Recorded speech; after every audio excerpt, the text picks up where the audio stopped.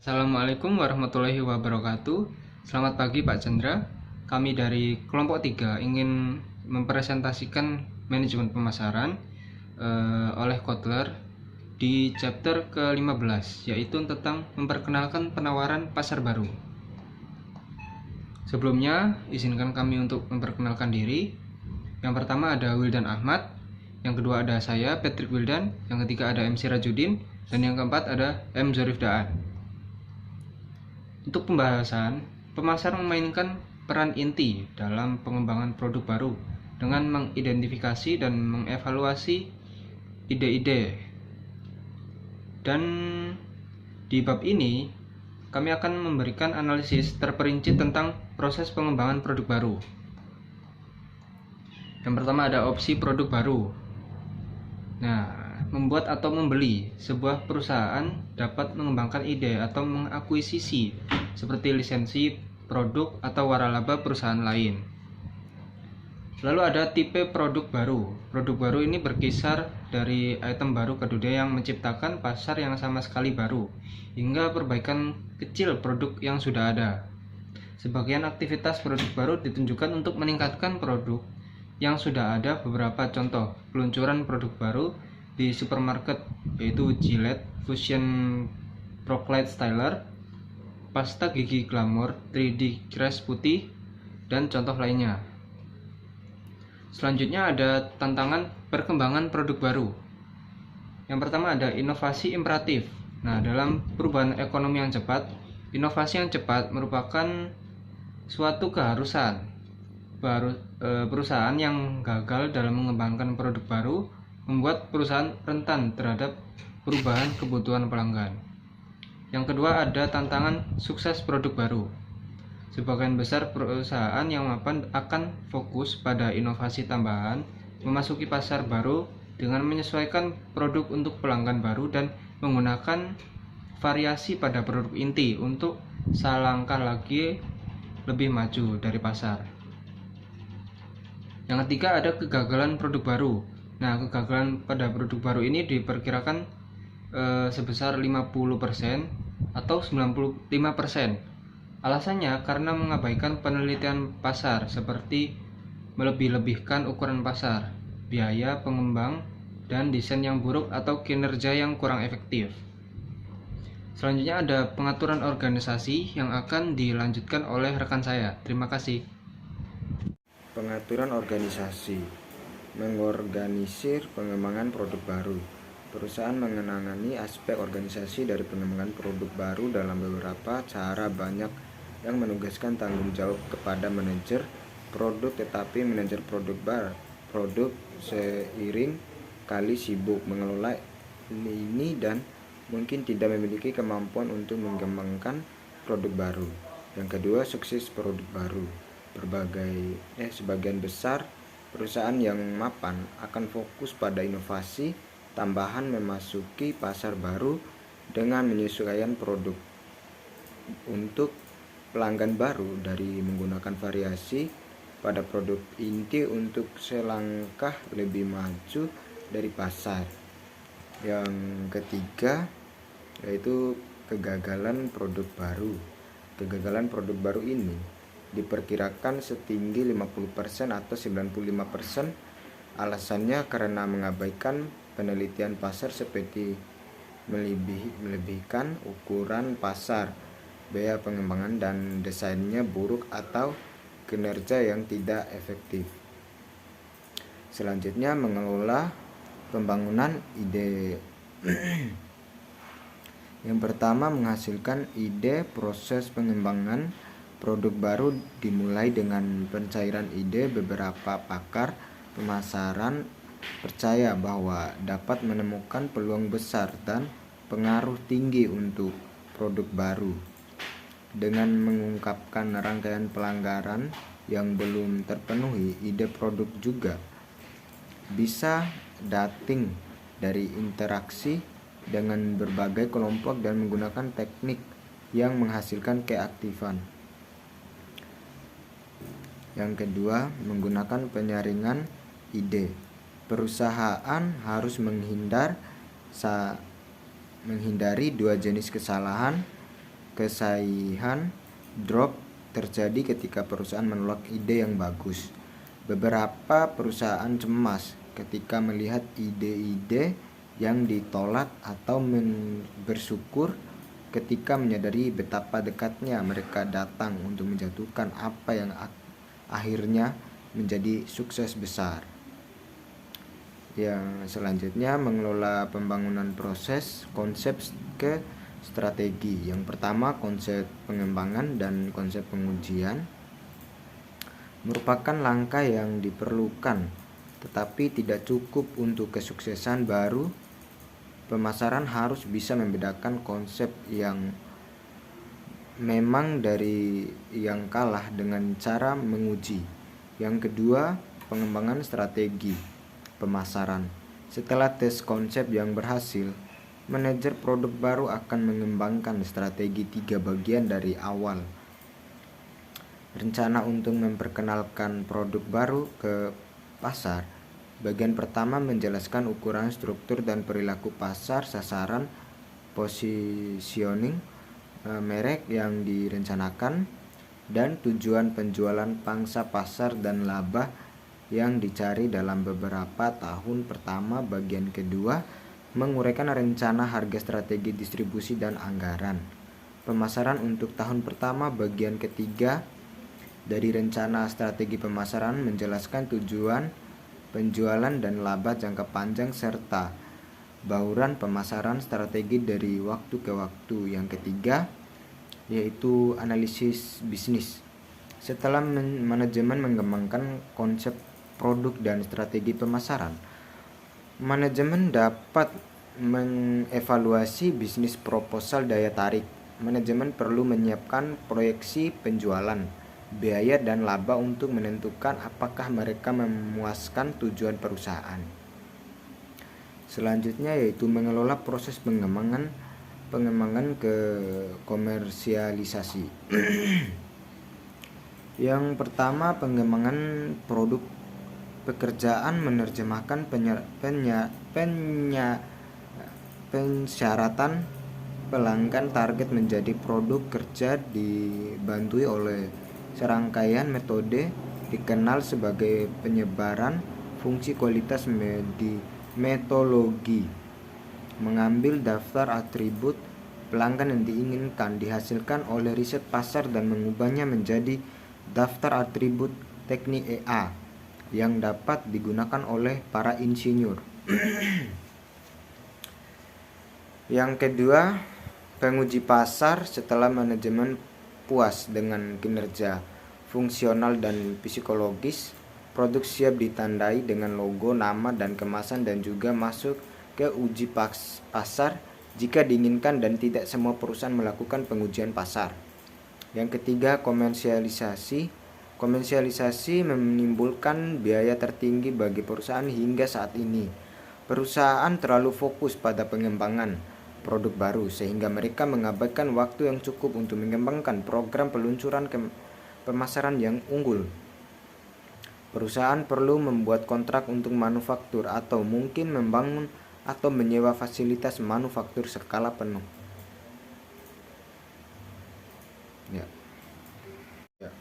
Proses adopsi konsumen. Tahapan dalam proses adopsi inovasi. Setiap barang, jasa, atau ide yang dianggap baru oleh seseorang, tidak peduli berapa lama sejarahnya. Everett Rogers mendefinisikan proses difusi inovasi sebagai penyebaran ide baru dari sumber penemuannya atau penciptaan kepada pengguna atau mengadopsi. Utamanya, proses adopsi konsumen adalah langkah mental yang melaluinya seorang individu lulus dari mendengar pertama tentang suatu inovasi hingga adopsi akhir. Yang kedua, faktor-faktor yang mempengaruhi proses adopsi pemasaran. Mengenali karakteristik proses adopsi berikut: perbedaan dalam kesiapan individu untuk mencoba produk baru, pengaruh pribadi, tingkat adopsi yang berbeda, dan perbedaan dalam organisasi kesiapan untuk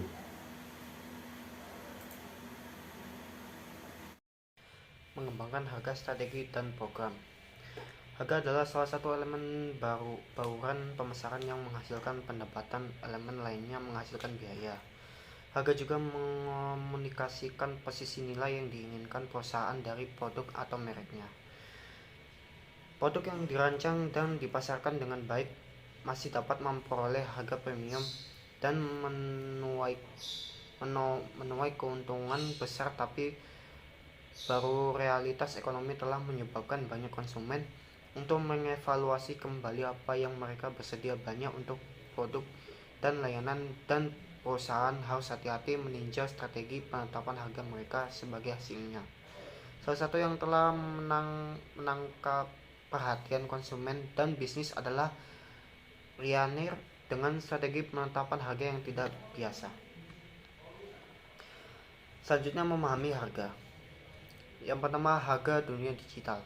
Secara tradisional, harga telah beroperasi sebagai penentuan utama pemilihan pembeli, konsumen, dan agen pembelian yang memiliki akses ke informasi harga dan pendiskon harga menekan pengecer untuk menurunkan harga mereka. Pengecer di gilirannya memberikan tekanan pada produsen untuk menurunkan harga mereka. Hasilnya bisa menjadi pasar yang ditandai dengan berat diskon dan promosi penjualan. Yang kedua, lingkungan harga yang berubah. Praktik penetapan harga telah berubah secara signifikan. Sebagian berkat resesi parah pada 2008 sampai 2009, pemulihan yang lambat dan kemajuan teknologi yang pesat. Namun generasi milenial baru juga membawa sikap dan nilai baru dalam konsumsi. Sering terbebani oleh pinjaman mahasiswa dan tuntunan keuangan lainnya. Anggota kelompok ini lahir antara sekitar tahun 1977 dan 1994. Sedangkan mempertimbangkan kembali apa yang benar-benar mereka butuhkan untuk dimiliki, menyewa, meminjam, dan berbagai adalah pilihan yang valid untuk banyak. Yang ketiga, bagaimana harga perusahaan. Di perusahaan kecil, bos sering menetapkan harga. Di perusahaan besar, manajer divisi dan lini produk melakukannya. Bahkan di sini manajemen puncak menetapkan tujuan dan kebijakan penetapan harga umum dan seringkali menyetujui proposal manajemen yang lebih rendah, di mana harga merupakan faktor persaingan utama yang di dirgantara rel kereta api, perusahaan minyak. Perusahaan sering menetapkan departemen penetapan harga untuk menetapkan atau membantu orang lain dalam menetapkan harga yang sesuai. Departemen ini melapor ke departemen pemasaran, departemen keuangan, atau manajemen puncak. Keempat, psikologi konsumen dan harga. Banyak ekonomi secara tradisional berasumsi bahwa konsumen adalah penerima harga, yang menerima harga pada nilai nominal atau sebagai yang diberikan. Selanjutnya adalah penetapan harga. Langkah pertama memilih tujuan penetapan harga. Perusahaan pertama-tama memutuskan di mana ia ingin memposisikan penawarannya pasarnya. Semakin jelas tujuan perusahaan, semakin mudah itu untuk menetapkan harga. 5 tujuan utama adalah kelangsungan hidup, keuntungan maksimum saat ini, pasar maksimum skimming pasar, dan kepemimpinan kualitas produk. Langkah kedua adalah menentukan permintaan. Setiap harga akan menyebabkan tingkat permintaan yang berbeda dan memiliki dampak yang berbeda pada tujuan pemasaran perusahaan. Hubungan terbalik biasanya antar harga dan permintaan ditangkap dalam kurva permintaan. Langkah ketiga adalah memperkirakan biaya. Permintaan menetapkan batas atas harga yang dapat dibebankan perusahaan untuk produknya. Biaya mengalur lantai. Perusahaan ini menetapkan harga yang menutupi biaya produksi, distribusi, dan penjualannya produk, termasuk pengembalian yang wajar atas usaha dan risikonya. Namun ketika perusahaan menetapkan harga produk untuk menutupi biaya penuh mereka, profitabilitas tidak selalu merupakan hasil bersih. Langkah keempat adalah menganalisis biaya, harga, dan penawaran. Dalam kisaran kemungkinan harga yang diidentifikasi oleh permintaan pasar dan biaya perusahaan, perusahaan harus memperhitungkan biaya, harga, dan kemungkinan reaksi pesaing. Jika penawaran perusahaan mengandung fitur yang tidak ditawarkan oleh pesaing terdekat, itu harus mengevaluasi nilainya kepada pelanggan dan menambahkan nilai itu ke pesaing harga. Jika penawaran pesaing mengandung beberapa fitur yang tidak ditawarkan oleh perusahaan harus menguranginya nilai dari harga sendiri. Sekarang perusahaan dapat memutuskan apakah dapat membebankan lebih banyak, sama, atau kurang dari saingan. Dan langkah yang terakhir adalah memilih metode penetapan harga. Mengingat jadwal permintaan pelanggan, fungsi biaya, dan harga pesaing, perusahaan sekarang siap untuk memilih harga, merangkum 3 pertimbangan utama dalam penetapan harga: biaya menetapkan harga dasar, harga pesaing, dan harga pengganti memberikan orientasi titik. Penilaian pelanggan tentang fitur unik menetapkan batas harga. Untuk materi selanjutnya yaitu menyesuaikan harga. Pertama, penetapan harga geografis, tunai, counter trade, barter. Dalam penetapan harga geografis, perusahaan memutuskan bagaimana menetapkan harga produknya kepada pelanggan yang berbeda di tempat yang berbeda, lokasi, dan negara. Haruskah perusahaan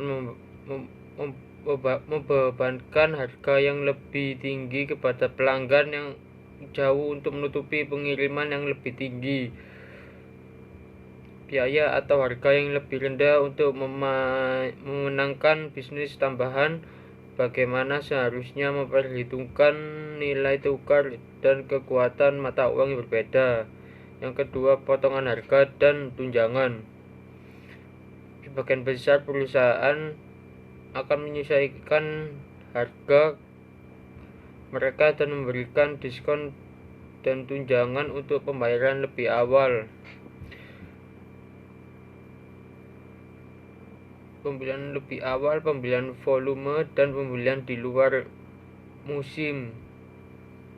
Perusahaan harus melakukan ini dengan hati-hati atau mencari keuntungan yang banyak. Untuk selanjutnya, harga promosi. Perusahaan dapat menggunakan beberapa teknik penetapan harga untuk merangsang pembelian awal. Yang keempat, harga yang dibedakan. Perusahaan sering menyesuaikan harga dasar mereka untuk mengakomodasi perbedaan di antara pelanggan, produk, lokasi, dan negara.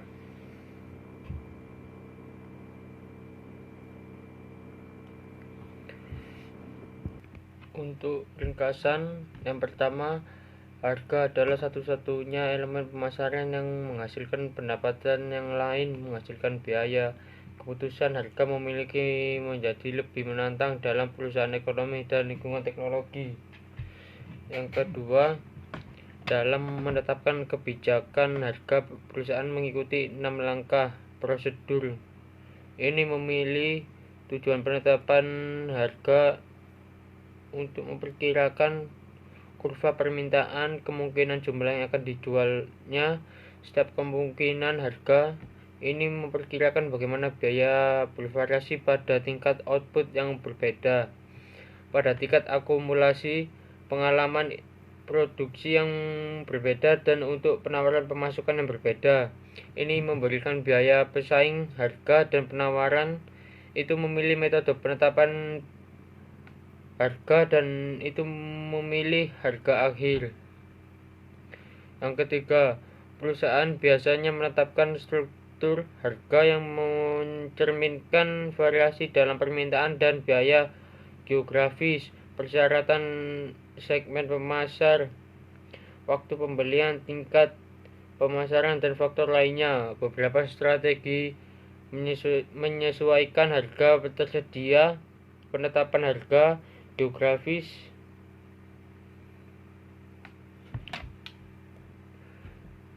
dan yang keempat, penurunan harga mungkin disebabkan oleh kelebihan kapasitas pabrik. Penurunan harga pasar, keinginan untuk mendominasi pasar melalui biaya yang lebih rendah, atau resesi ekonomi. Kenaikan harga mungkin terjadi oleh inflasi biaya atau permintaan yang berlebihan. Perusahaan harus hati-hati mengelola persepsi pelanggan saat meningkatkan harga. Yang kelima, perusahaan harus mengantisipasi perubahan harga pesaing dan menyiapkan tanggapan kontingen, termasuk mempertahankan atau mengubah harga atau kualitas.